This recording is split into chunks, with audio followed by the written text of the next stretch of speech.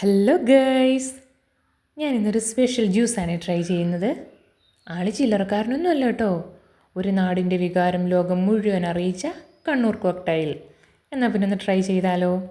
ഇതിന് പ്രധാനമായിട്ടും വേണ്ടുന്നത് നല്ല പഴുത്ത പപ്പായ, ക്യാരറ്റ്, പഞ്ചസാര, ക്യാഷ്നട്ട്, പിന്നെ നല്ല തണുത്ത പാലും.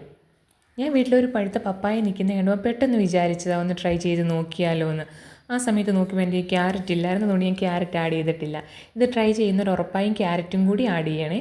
ക്യാരറ്റ് നന്നായിട്ട് പുഴുങ്ങി തണുപ്പിച്ച് ഈ പപ്പായയുടെ കൂടെ ആഡ് ചെയ്താൽ മതി. അതുപോലെ തന്നെ വാനില ഐസ്ക്രീമൊക്കെ ഉണ്ടെങ്കിൽ അതും ചേർക്കാമേ. ഞാനിപ്പം പപ്പായയും ക്യാഷ്നട്ടും പഞ്ചസാരയും പാലും മാത്രമാണ് എടുത്തിരിക്കുന്നത്. ഇത് മിക്സിയുടെ ജാറിൽ നന്നായിട്ട് ഫൈനായിട്ട് അടിച്ചെടുക്കുക.